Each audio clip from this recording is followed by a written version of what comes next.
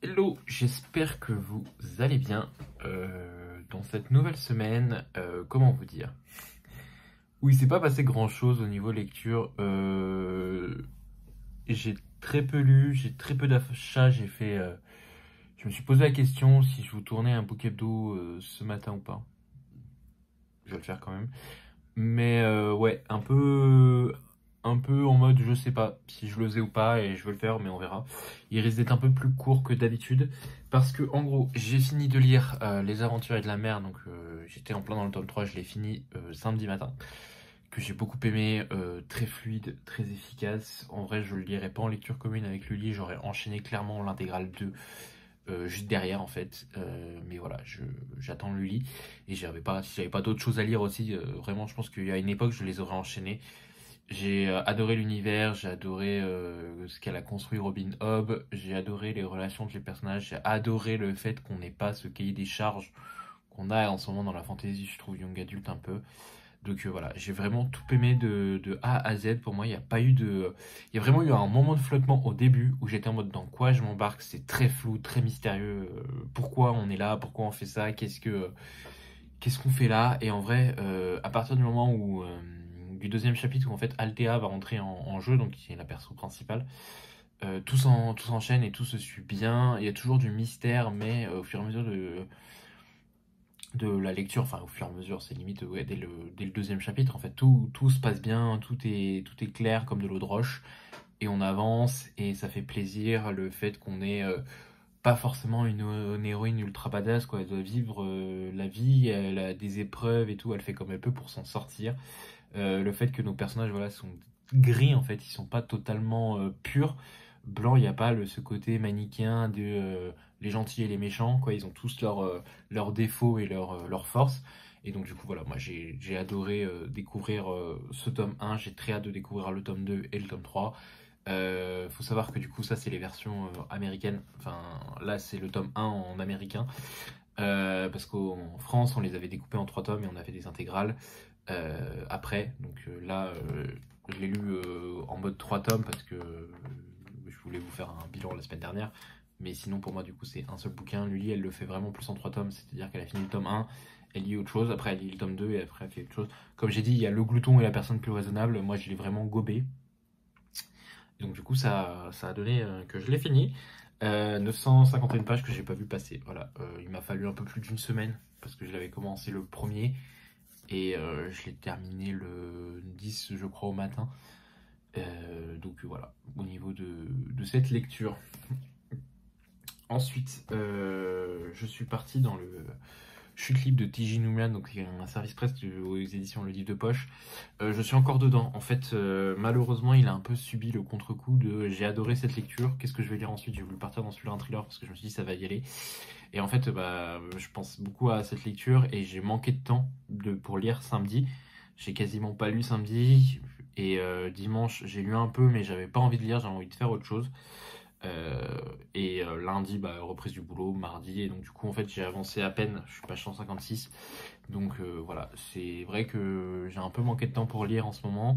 J'espère le trouver parce que j'aimerais finir assez rapidement. Si je peux le finir ce soir ou demain matin, ça serait cool. Ce titre. Donc pour vous résumer l'histoire, en gros on va suivre Bob, qui est un pilote d'une start-up qui a plutôt bien grandi. Et en gros, il était censé aller au match de baseball de son fils et il a été appelé pour prendre un vol parce que personne n'était disponible. Et il l'a accepté, donc du coup, il quitte un peu sa famille un peu sous tension parce que du coup, son père accompagne pas son fils à son match de baseball, sa femme lui en veut. Et au moment où il prend l'avion et tout, il décolle, il va recevoir une vidéo de sa femme et de son fils et de sa fille qui est tout bébé. Voilà, retenu en otage. Sa femme a une bombe autour du cou, une ceinture d'explosifs enfin pas autour du cou mais autour de la taille. Et elle a un homme qui est avec elle et qui menace du coup de la faire, de tuer toute sa famille si il ne crache pas l'avion en vol. Parce qu'il est pilote, voilà, il est pilote d'avion, il est le capitaine de l'avion, et donc du coup, en gros, la personne menace de tuer sa famille s'il ne crache pas l'avion. Donc en fait, dans tous les cas, il sait qu'il ne reverra pas sa famille, parce que quand il va cracher l'avion, nous sommes d'accord que s'il crache l'avion, il tue. On est clairement sur un film américain, quoi, au niveau du scénario, de la manière dont j'ai lu, un film américain qui peut être très addictif. Si j'avais eu plus de temps, je pense qu'il aurait été fini ce week-end, très clairement. J'ai manqué de temps et d'envie aussi de lire, parce que j'étais vraiment trop bien dans l'histoire des Aventures de la mer, j'avais envie d'y retourner. Et ça a mis que j'ai mis du temps à m'y mettre dessus. Je pensais qu'en me disant que je vais lire un thriller qui a l'air assez addictif, ça passerait. En fin de compte, non. Moi, j'étais bien dans l'univers et j'avais envie d'y retourner. Mais voilà, on avait décidé de le faire avec Lulu en lecture commune, donc je l'assume tout à fait et c'est pas grave. Je prendrai autant de plaisir d'y retourner plus tard, mais voilà, il y a toujours ce moment de transition, un peu de flottement où ça a été compliqué. Et du coup, en plus, j'ai voulu quand même un peu me dire, bah, je vais faire une transition peut-être un peu plus douce. Et donc, j'ai lu mes deux Dragon Ball que j'ai reçus aux éditions Hachette. Donc, le tome 10 et le tome 11. Donc là, on est en plein dans la saga du démon Piccolo. D'ailleurs, elle se termine au tome 11 à la fin. Donc, bon, Dragon Ball, pour ceux qui ne connaissent pas, on va suivre Sangoku, qui est un jeune enfant sauvage, qui va rencontrer Bulma, une jeune fille qui vient de la ville. Cette jeune fille qui vient de la ville cherche les Dragon Ball, donc qui sont des boules de cristal au nombre de 7, à l'intérieur de laquelle il y a une étoile. Genre pour la boule de cristal 1 il y a une étoile, pour la boule de cristal 2 il y a 2 étoiles, etc. jusqu'à 7. Et en fait Sangoku veut partir à l'aventure avec elle pour réunir ses Dragon Ball, parce qu'une fois que les 7 boules de cristal sont réunies, qu'on invoque le dragon sacré qui s'appelle Shenron, il peut exaucer n'importe lequel de nos vœux. Donc on va suivre Sangoku dans ses pérégrinations, etc. Et là, il y a le démon Piccolo qui est revenu, qui a pour objectif de conquérir le monde, et Sangoku va affronter ce démon Piccolo pour l'éliminer. Voilà, donc j'ai passé un excellent moment. Pour moi, c'est de la relecture, hein. Je les avais lus quand j'étais gamin, je les avais dans la collection Pastel, qui n'est plus éditée. Donc voilà, j'ai passé un agréable dimanche dessus. J'ai hâte de recevoir la suite là pour les lire. Je sais qu'il y en aura une trentaine en tout. Donc voilà, là le prochain arc c'est la fin de Dragon Ball et on va passer bientôt à Dragon Ball Z je pense. Assez vite dans la suite. Pour ce qui est de mes achats, comme je vous disais, j'en ai fait qu'un. J'ai été assez raisonnable au niveau des livres. J'ai acheté du coup La Servante écarlate de Margaret Atwood aux éditions Pavillon Poche de Robert Laffont. C'est avec la nouvelle traduction.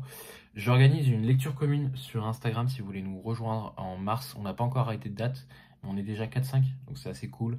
Si vous voulez vous motiver à le lire, à découvrir cette histoire assez glaçante. En gros, on va être aux États-Unis. On va imaginer, on est dans de la dystopie, je crois. En gros, on va imaginer que y a eu un rapport qui dit que les femmes sont de moins en moins fécondes. Donc du coup, la population humaine va décroître. Et il va y avoir un push d'une fondation religieuse, je crois. Ouais, c'est des fanatiques religieux qui ont créé ce push et qui vont mettre en place un nouveau gouvernement qui s'appelle la République de Galad. Et en gros, les femmes qui sont fertiles, qui peuvent avoir des enfants, deviennent des servantes, sont habillées toutes en rouge, on les appelle les servantes écarlates. Et en fait, elles vont dans des familles de riches où elles sont censées se reproduire avec le mari pour leur donner des enfants. Voilà, parce que les maris qui ont des femmes, ils n'arrivent pas à avoir d'enfants parce que leurs femmes sont devenues non fécondes. Et donc du coup, ces femmes sont là vraiment pour apporter le bébé à la famille, riche. Et on va suivre deux Fred qui du coup est appelée par ce prénom parce qu'elle appartient à la famille Fred. Et elle va être voilà, obligée d'essayer de donner un enfant à cette famille. On va la suivre. C'est un livre assez glaçant. J'ai voulu moi le relire parce que je l'avais déjà lu pendant le Covid, en premier confinement. Je l'avais lu en format numérique. Je m'ai été approprié en numérique. C'est un livre assez glaçant, surtout quand on entend les derniers propos de notre président qui parle de réarmement démographique suite à la chute de naissance en France.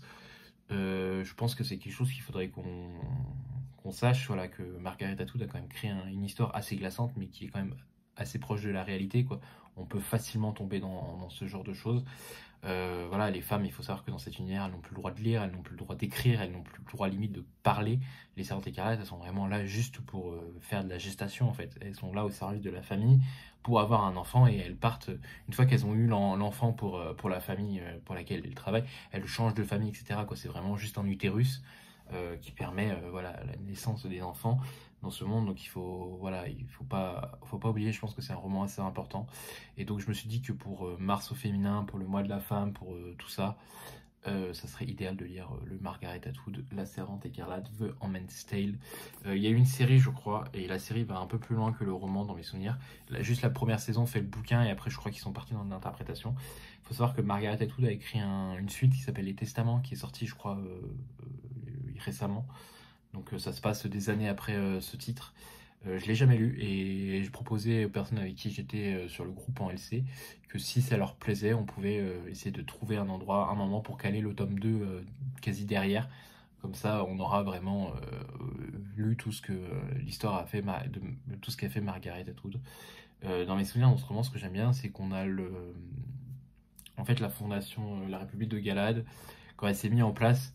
C'est récent, donc du coup en fait on va avoir le point de vue de Fred qui a vraiment vécu les événements avant la République de Galad et pendant la République de Galad, donc ça peut être, je trouve que c'est assez intéressant de voir comment un push peut vraiment renverser le monde et peut détruire tous les droits qu'on a mis en place, et voilà, je pense que c'est assez important dans la situation dans laquelle on est aujourd'hui.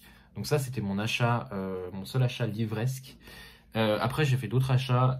Il faut savoir que je pense que je vous avais déjà montré que j'ai un lecteur vinyle. Oui, je crois que je vous l'ai montré parce que du coup, je me suis déjà fait plaisir. Et en fait, ce week-end, je suis allé à la Fnac et je suis passé à la Fnac. Et en fait, à la Fnac, je suis allé au rayon vinyle et j'ai vu qu'ils avaient fait un renflouement des stocks de vinyle au niveau d'Ariana Grande. Et donc j'ai fait un petit craquage. Je me suis acheté le vinyle My Everything, donc qui est le premier album que j'ai écouté de Ariana Grande. C'est lui qui m'a fait vraiment découvrir Ariana Grande avec sa chanson Why Cry. Faut savoir que, petite info, quand j'ai découvert Ariana Grande la première fois, il passait en boucle à la radio et à la télé sa chanson avec Iggy Azalea qui était Problème. Et donc du coup, moi j'aimais pas cette chanson, je la détestais. Et un jour, en écoutant sur Spotify, en mettant un peu de la lecture aléatoire, il m'a proposé White Ride de Ariana Grande et depuis je suis ultra fan. Donc j'ai acheté celui-là. J'ai acheté Dangerous Woman d'Ariana Grande, donc qui est son 3e album, et Thank You Next qui est son 5e album. Et il me manquera du coup plus que 2 vinyles parce que j'ai déjà Sweetener qui était son 4e album. Il me manquera le premier, donc qui est You're Trustly, et le 6e qui est Position, étant donné que j'ai déjà précommandé son prochain album qui va sortir en vinyle, donc qui est Eternal Sunshine, qui sort le 8 mars. Voilà, donc qui sort la journée des droits de la femme. D'ailleurs, je viens de faire le rapport, mais voilà, j'ai hâte de les écouter. Ils sont encore emballés, je les ai même pas encore sortis. Je pense que je vais très vite les écouter. Il me manque toujours le vinyle 19 et 21 d'Adèle. 12 albums. J'ai vu qu'ils avaient le 19, mais bon là j'en ai déjà eu pour 100 balles de vinyle. Donc je me suis dit je vais me calmer quand même un peu. Mais je pense que prochainement j'achèterai 19 d'Adèle et il me manquera plus que 21. Et j'aurai toute la collection, si je puis dire, de vinyle d'Adèle, sachant qu'il n'est pas très facilement trouvable 21. Voilà. Ensuite, de quoi je peux vous parler rapidement avec lui, on va lire ce week-end Fable tome 2 en graphique. J'ai hâte de découvrir la suite de cette histoire, voir ce que ça va donner. Je vous en avais parlé déjà la semaine dernière ou il y a 2 semaines, où en gros on va suivre les fables de notre enfance, les fables des contes Grimm, à peu près des frères Grimm, qui vivent du coup parmi nous et qui doivent être cachés parce qu'évidemment ils sont immortels, etc. etc. Et il y a beaucoup de mythes, donc hâte de voir ce que ça va donner cette histoire. Et en roman, j'ai prévu, il est où? Il est là. J'ai prévu de lire après le Chute libre, j'ai prévu de lire le tome 4 d'Isaac Asimov, le cycle des robots aux éditions J'ai lu. Voilà, j'avais lu les 3 premiers l'année dernière. Et j'aimerais vite redécouvrir le tome 4, sachant que les 2 premiers sont des recueils de nouvelles. Le 3e, on suivait un inspecteur. De ce que j'ai compris, on va le resuivre ici. Donc j'ai hâte de voir ce que ça va donner. C'est encore un roman assez court en soi. J'avoue que j'ai un peu perdu un rythme. La première semaine là, de février, j'avais vraiment un bon rythme de lecture. Et là, depuis quelques temps, ça s'est un peu perdu parce que je profite d'autres choses. En fait, j'ai un collègue qui est revenu au travail, qui a eu des soucis personnels qu'on n'a pas vu pendant un moment. Et donc, du coup, on essaye un peu de lui changer les idées, de profiter de lui, voilà, lui faire plaisir, si je puis dire, et ça fait que j'ai moins lu, et en vrai ça me va aussi. Puis avec le sport, il y a la fatigue, il y a beaucoup de choses, donc ça fait que ouais, j'ai pris du temps plus pour moi au lieu de la lecture, même si je trouve toujours autant de plaisir à lire, ça, il n'y a pas de problème à ce niveau-là. Voilà, je pense que j'ai fait le tour très rapidement de où j'en étais sur certaines choses. Ouais, je pense que c'est plutôt pas mal ce que j'ai fait. Là, tout coup, ce midi, je vais lire la suite de Chute Libre. Je vais essayer de le finir assez vite, comme je vous disais. Et puis après, on se retrouvera pour une prochaine vidéo. Je sais pas si j'ai le droit d'en parler, mais j'ai été approché par quelqu'un pour faire partie d'une vidéo. Donc je vais aussi faire ça. Et comme ça, je serai fort disposé pour d'autres choses. Voilà. N'hésitez pas en commentaire à me dire vous ce que vous avez fait cette semaine, ce que vous avez lu. Et puis n'hésitez pas du coup à nous rejoindre si vous voulez pour la LC de Margaret Atwood, La Servante écarlate. Voilà, pas d'autre chose à vous dire. À la prochaine. Bye tout le monde.